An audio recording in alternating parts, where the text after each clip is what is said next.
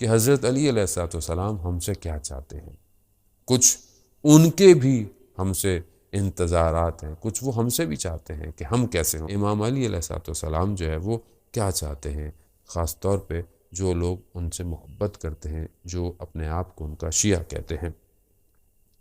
حضرت امام جعفر صادق علیہ السلام کے دور کا واقعہ ہے، ایک شخص تھا عمار دہنی، اور کوئی اس کو مشکل پیش آ گئی اس زمانے میں، اور اسے قاضی کے پاس جانا پڑ گیا، کیونکہ اس زمانے میں وہ قاضی اور حکومتیں بھی اہل سنت تھیں، تو قاضی بھی جو تھا وہ اہل سنت تھا۔ یہ ان کے پاس گیا اور قاضی کو اپنے کچھ مسئلہ تھا، اس کے لیے شہادت گواہی پیش کی، تو قاضی نے کہا کہ میں تمہاری شہادت کو قبول نہیں کروں گا۔ کیوں قبول نہیں کروں گا؟ کہا کہ دو وجہ سے میں تمہاری شہادت کو، ایک تو تم شیعہ ہو اور تم رافضی ہو۔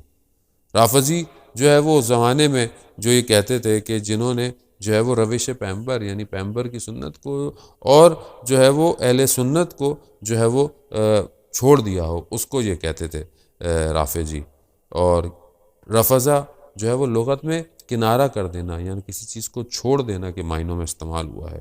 قاضی نے جب یہ کہا کہ تم نے جو ہے وہ خلفاء اور ان کی ساری چیزوں کو چھوڑ دیا ہے اور تم امامت امیر المومنین کے معتقد ہو اور ائمہ علیہ السلام کو، اور تم ان کو جو ہے وہ امام مانتے ہو، اس لیے جو ہے وہ میں تمہاری شہادت کو قبول نہیں کروں گا۔ یہ سننا تھا، اس نے گریہ شروع کر دیا، رونا شروع کر دیا۔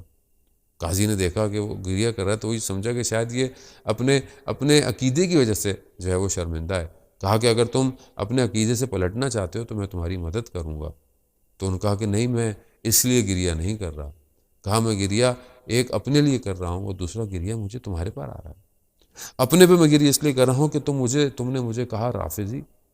رافضی تو اس کو کہتے ہیں کہ جو باطل کو ترک کر دے۔ رافضی سب سے پہلے جو لفظ استعمال ہوا وہ ان ساحران، ان جادوگروں کے لیے استعمال ہوا تھا کہ جنہوں نے فرعون کو ترک کر دیا تھا اور حضرت موسیٰ علیہ السلام کی طرف مائل ہو گئے تھے، اور انہوں نے باطل کو ترک کر دیا تھا۔ گناہوں کو ترک کر دینا جو ہے وہ رافضی کہلاتا ہے۔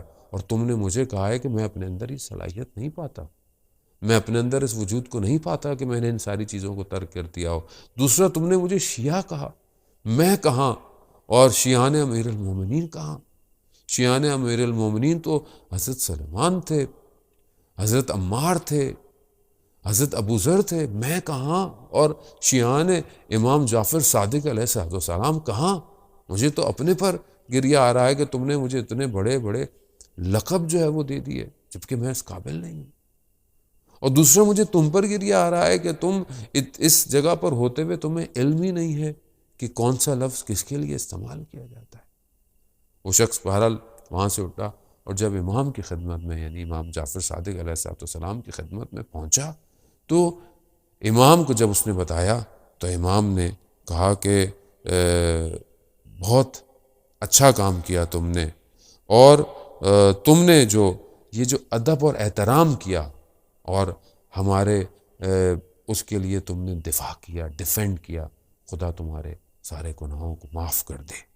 اب یہ بہت زیادہ ضروری ہے کہ انسان جو ہے وہ دفاع کرے ولایت کا، اور ولایت کا یہ وہ پہلی صفت ہے کہ جس کے لیے امیر المومنین علی ابن ابی طالب علیہ السلام ہم سے چاہتے ہیں۔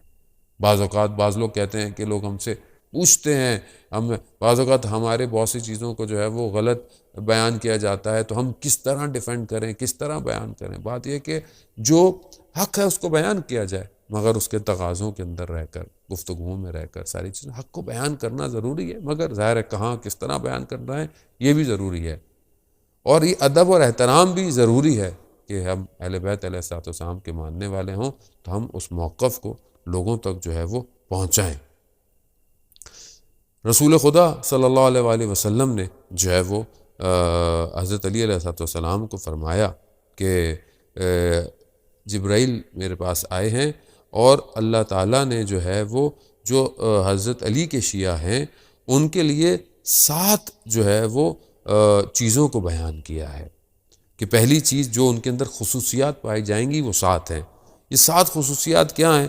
پہلی یہ ہے کہ ان کو مرتے وقت جو ہے وہ ان کو رفیق ان کے ہمراہ ہوگا، دوست ان کے ہمراہ ہوگا، یعنی یہ اپنی جان کو جو ہے بہت آرام سے جو ہے ان کی نکلے گی، یہ پہلی صفت۔ دوسری کہ وحشت قبر میں ان کا مونس ہوگا، ان کے ساتھ کوئی ان کی اس کو مدد کرے گا۔ تیسرا ان کو جو ہے وہ جب اندھیرا ہوگا، تاریکی ہوگا، جب ظلمت ہوگی تو ان کے ساتھ نور ہوگا۔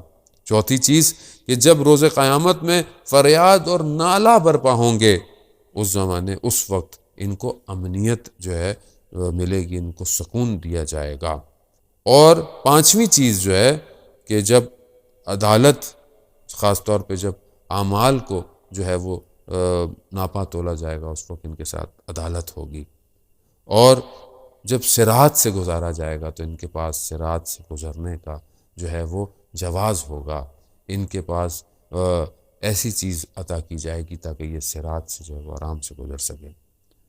اور جب ان کو جنت میں داخل کیا جائے گا تو یہ باقی لوگوں سے پہلے جو ہے وہ جنت میں داخل کیے جائیں گے۔ یہ 7 خصوصیتیں شیعان علی ابن ابی طالب علیہ السلام کی ہیں کہ پروردگار ہمیں آج کی رات کے صدقے میں ہمیں یہ خصوصیات جو ہے وہ عطا فرمائے۔